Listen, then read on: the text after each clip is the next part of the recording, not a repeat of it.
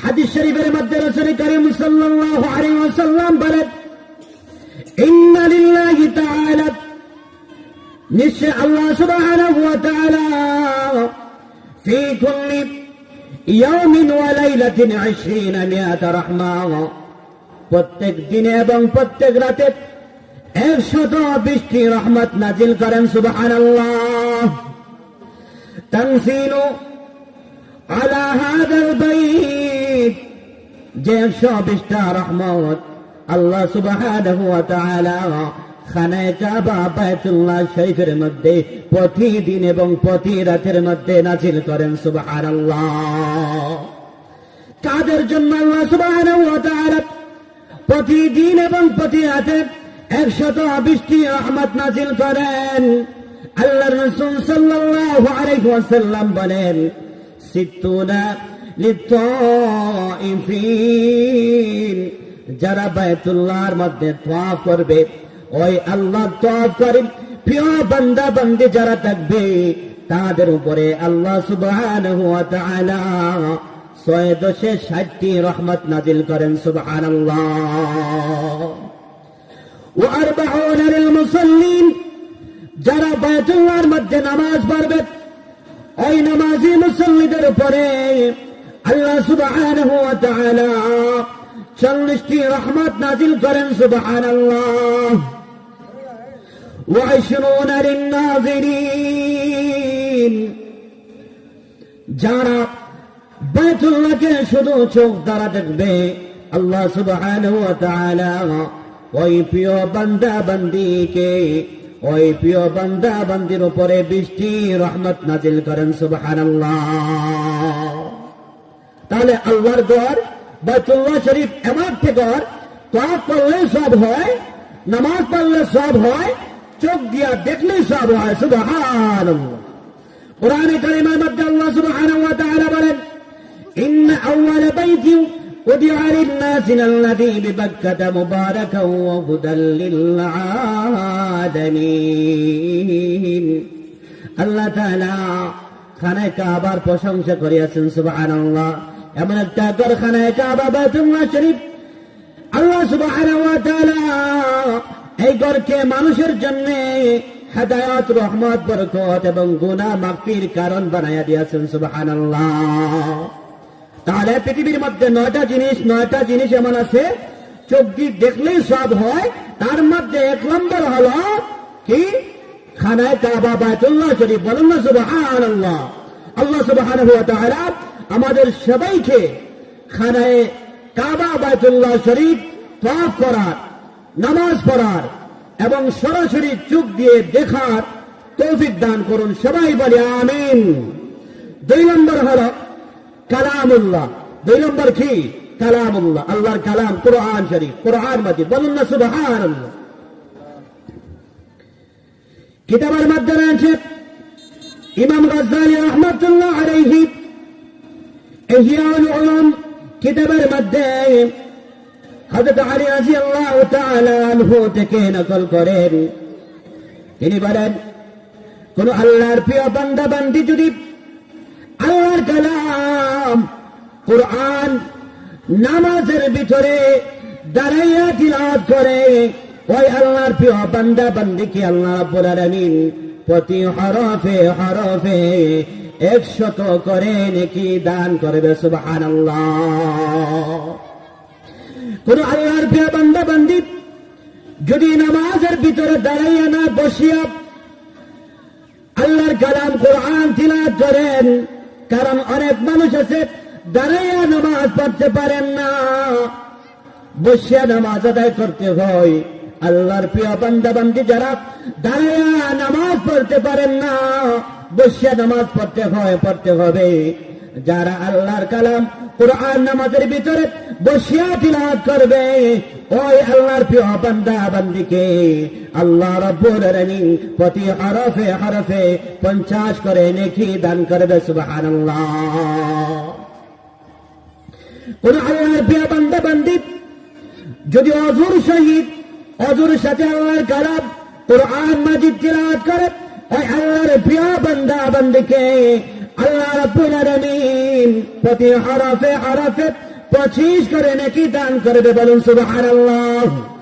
কোন আল্লাহর বান্দা বান্দি ওয়াজু নাই, নামাজের মধ্যেও নাই, কোরআন মুখস্থ আছে, শুধু আল্লাহর কালাম কোরআন মুখস্থ তিলাওয়াত করতেছে, ওই বান্দা বান্দিকেও আল্লাহ রাব্বুল আলামিন প্রত্যেক হরফে হরফে 10 করে নেকি দান করবে, সুবহানাল্লাহ।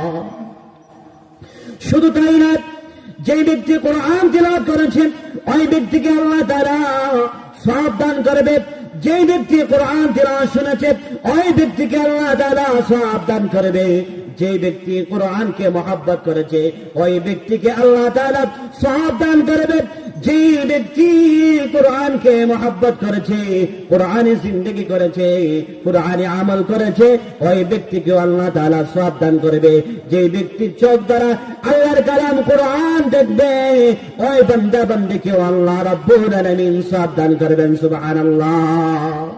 তাহলে 1 নম্বর হলো বাইতুল্লাহ দেখলে সওয়াব হয়, 2 নম্বর হচ্ছে আল্লাহর কালাম কোরআন মাজিদ, কোরআন মাজিদ দেখলে শুনলে পড়লেও সওয়াব, শুনলেও সওয়াব, মুহাব্বত করলেও সওয়াব, আমল করলেও সওয়াব, শোনালেও সওয়াব, শুনলেও সওয়াব, পড়লেও সওয়াব, পড়ালেও সওয়াব, সুবহানাল্লাহ।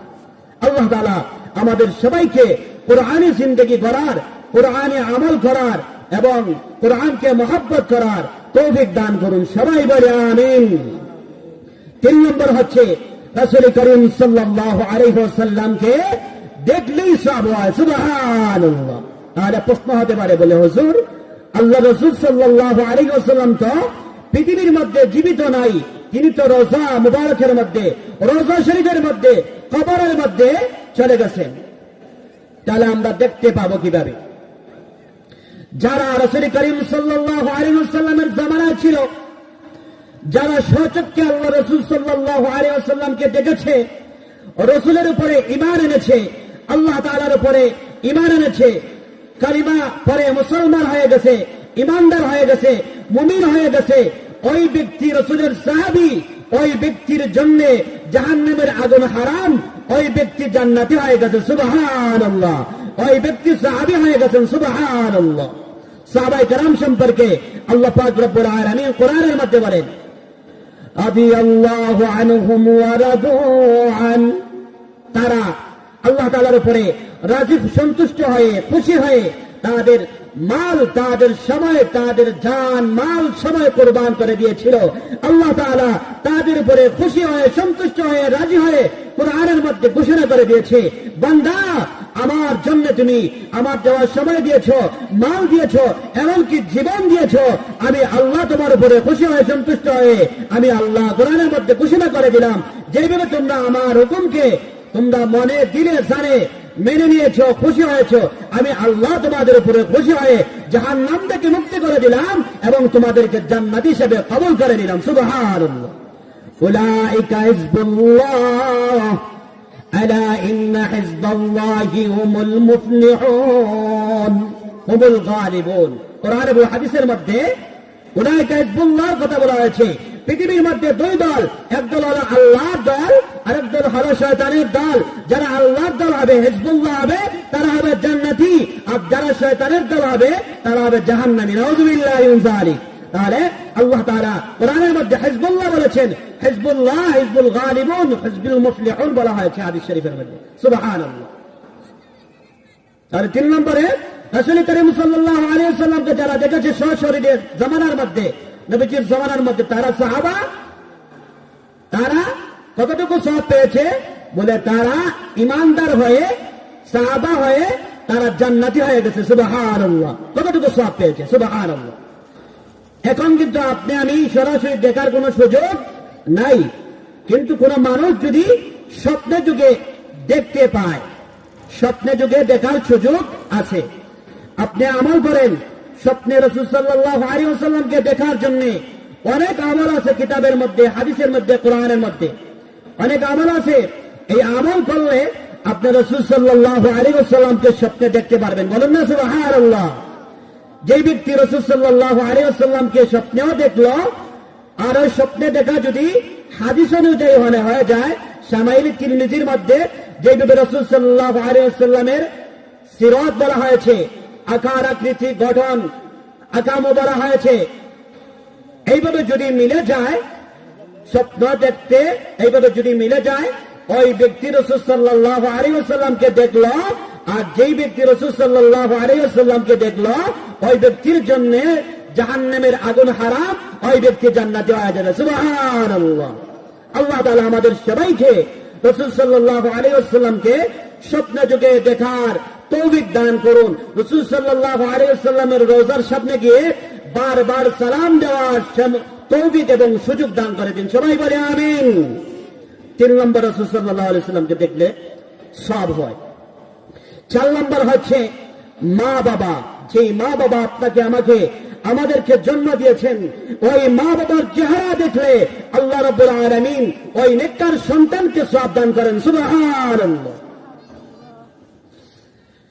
বাইহাকি শরীফ এবং ইবনে মাজাহ হাদিসের কিতাবের মধ্যে রয়েছে, ইবনে আব্বাস রাদিয়াল্লাহু তাআলা আনহু থেকে বর্ণিত রয়েছে, আল্লাহর নবী বিশ্ব নবী রাহমাতুল লিল আলামিন ইরশাদ করিয়াছেন, কোন নেককার সন্তান যদি ওই নেককার সন্তানের মা বাবা জীবিত থাকেন, মা বাবার চেহারার দিকে মহব্বতের নজরে, ভালোবাসার নজরে যদি তাকায়, আল্লাহ রাব্বুল আলামিন ওই নেককার সন্তানের আমলনামার মধ্যে কবুল হাজির সওয়াব দান করবে। সুবহানাল্লাহ।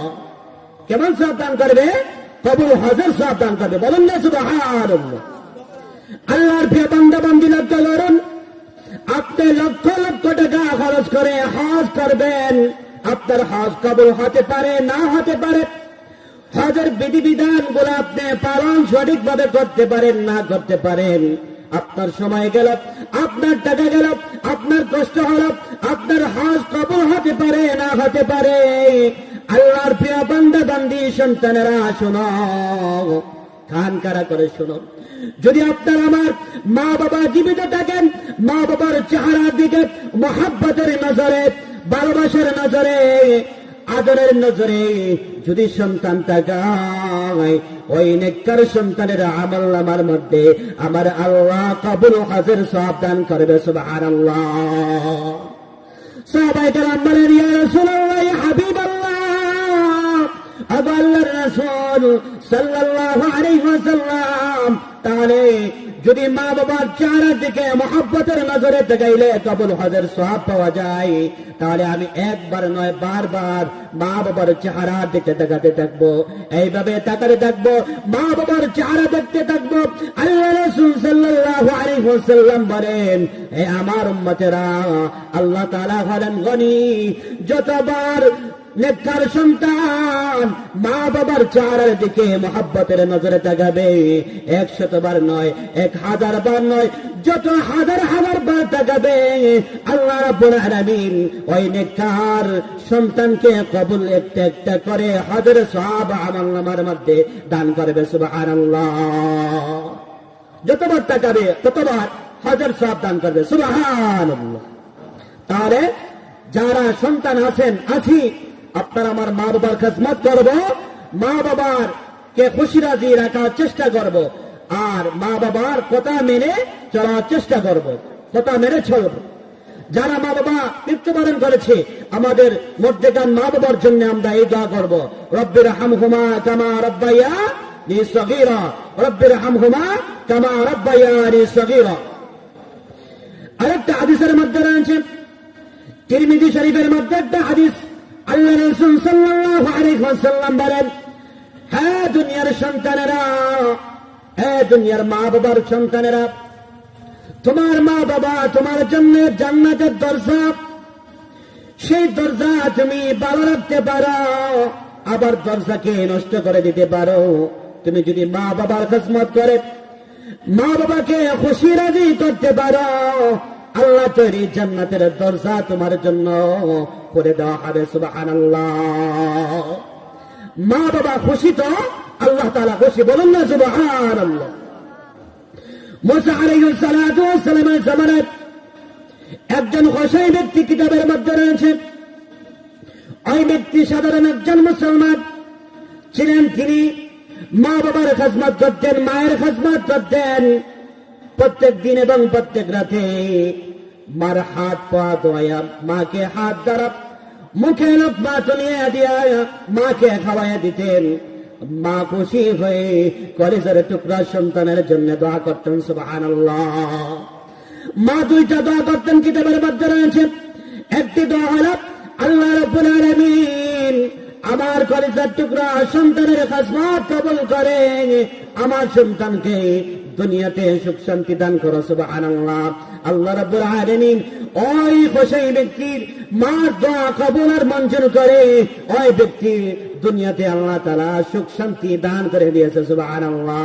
আরেকটি দোয়া হলো, সেই খুশি ব্যক্তির মা সন্তানের জন্য একটি দোয়া, 2 নম্বর যে দোয়া করেছিলেন সেই দোয়া হলো, রব্বুল আলামিন আল্লাহ আমার সন্তানকে জমানার নবী মুসা আলাইহিস সালাতু ওয়াস সালামের সাথে জান্নাতে ঠিকানা করে দিও, সাথী বানায়া দিও। সুবহানাল্লাহ। আল্লাহ রাব্বুল আলামিন মায়ের দোয়া কবুল করে সেই খুশি ব্যক্তিকে আল্লাহর পয়গম্বর আল্লাহর নবী মুসা আলাইহিস সালাতু ওয়াস সালামের জান্নাতের সাথী বন্ধু বানায়া দিয়েছে। সুবহানাল্লাহ। এজন্য মা বাবার দোয়া সবথেকে বড় দোয়া।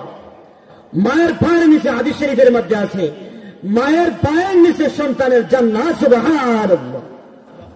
আল্লাহ রাব্বুল আলামিন কোরআনের মধ্যে বলেন, ওয়াকাদা রাব্বুকা আল্লা তা'বুদু ইল্লা ইয়্যাহু ওয়া বিল ওয়ালিদাইনি ইহসানা। ওয়াকাদা রাব্বুকা, আল্লাহ ফরজ করে দিয়েছেন আল্লাহ তাআলার ইবাদত করার জন্য আর মা বাবার সাথে ভালো ব্যবহার করার জন্য, মা বাবার কথা শোনার জন্য, মা বাবার খেদমত করার জন্য। সুবহানাল্লাহ। 2 নম্বর আয়াতের মধ্যে আল্লাহ রাব্বুল আলামিন বলেন, ওয়া'বুদুল্লাহ ওয়া লা তুশরিকু বিহি শাইআ, আল্লাহ তাআলার ইবাদত করো এবং ওয়া বিল ওয়ালিদাইনি ইহসানা, তোমার মা বাবার খেদমত করো। সুবহানাল্লাহ।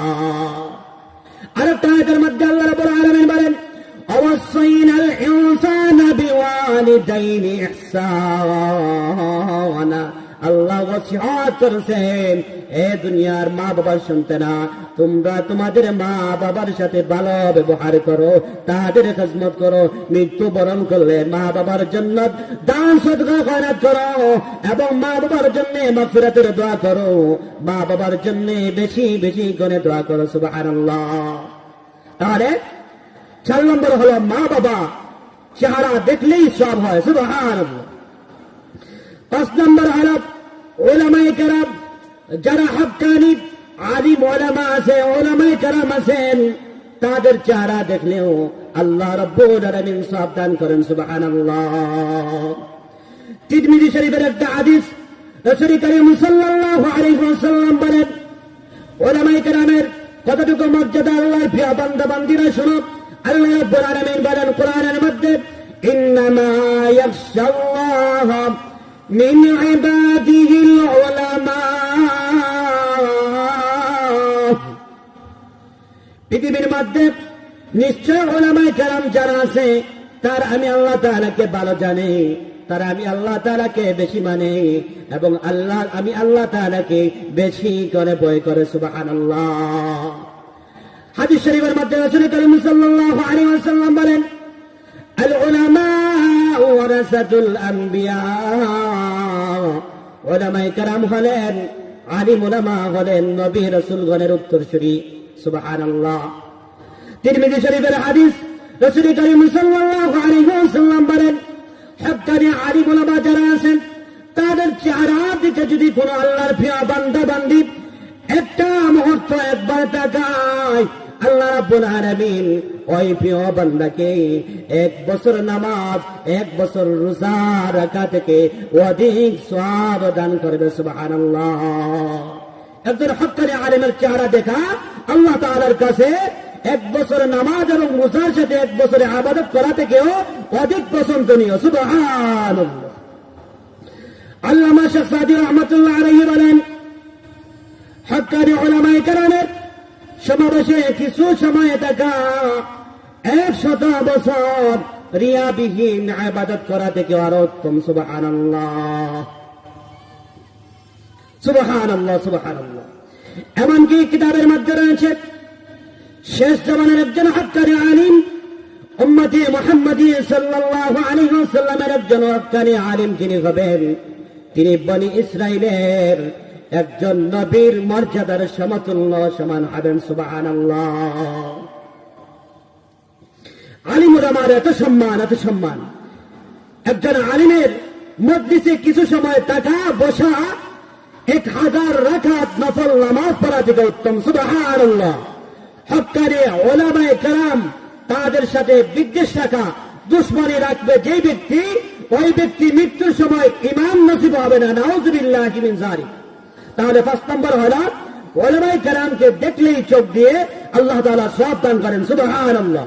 6 নম্বর হলো যারা আল্লাহর ওলি আছে, উলামায়ে কেরাম, আলিম উলামা ছাড়া যারা সাধারণ মানুষ, তারা আল্লাহর ওলি হতে পারে। উলামায়ে কেরাম তারাও আল্লাহর ওলি হতে পারেন। উলামায়ে কেরাম ছাড়া যারা আল্লাহর ওলি আছে, তাদেরকেও দেখলে আল্লাহ তাআলা সওয়াব দান করেন। সুবহানাল্লাহ। আল্লাহ তাআলা কোরআনের মধ্যে বলেন, আলা ইন্না আউলিয়া আল্লাহি লা খাউফুন আলাইহিম ওয়া লা হুম ইয়াহজানুন। উলামায়ে কেরাম নয়, যারা আমার বন্ধু হবে, আমার ওলি আছে যারা, তাদেরকে দেখলেও, আমার প্রিয় বান্দা বান্দী যারা দেখবেন, তাদেরকে আল্লাহ তাআলা সওয়াব দান করবেন। সুবহানাল্লাহ। হক্কানি উলামায়ে কেরাম যারা আছে তাদেরকে দেখলে, আর যারা আল্লাহর ওলি আছে তাদেরকেও দেখলে আল্লাহ তাআলা সওয়াব দান করেন। সুবহানাল্লাহ। এই বলো 7টা। 8 নম্বর হলো একজন স্ত্রী যখন স্বামীকে দেখবে, ওই স্ত্রী স্বামীকে দেখলেই সওয়াব। সুবহানাল্লাহ। স্বামীর সাথে কথা বললেই সওয়াব। সুবহানাল্লাহ। স্বামীর সাথে যদি কোনো কিছু খাওয়াইয়া দেয় তাহলে সওয়াব। সুবহানাল্লাহ। এমনকি স্বামীর সাথে যদি মিলামেশা করে তাহলে ও সওয়াব দান করবে। সুবহানাল্লাহ। আর স্বামী যদি স্ত্রীকে দেখে, স্ত্রীর সাথে কথা বলে, স্ত্রীকে কোনো কিছু নিয়ে দেয়, স্ত্রীর সাথে মহব্বত করে, স্ত্রীর সাথে মিলামেশা করে, মিলন করে, তাহলে আল্লাহ তাআলা ওই স্বামী স্ত্রীকে সওয়াব দান করবে। একজন অপরজনকে দেখবে, সওয়াব দান করবে। সুবহানাল্লাহ। সংক্ষেপে বলছি, 1 নম্বর হলো খানায়ে কাবা, বাইতুল্লাহ শরীফ দেখলে সওয়াব হয়। সুবহানাল্লাহ। 2 নম্বর হলো কোরআন শরীফ দেখলে সওয়াব হয়। সুবহানাল্লাহ। 3 নম্বর হলো রাসূলুল্লাহ সাল্লাল্লাহু আলাইহি ওয়াসাল্লামকে দেখলে সওয়াব হয়। সুবহানাল্লাহ। 4 নম্বর হলো মাকে দেখলেই সওয়াব হয়। সুবহানাল্লাহ।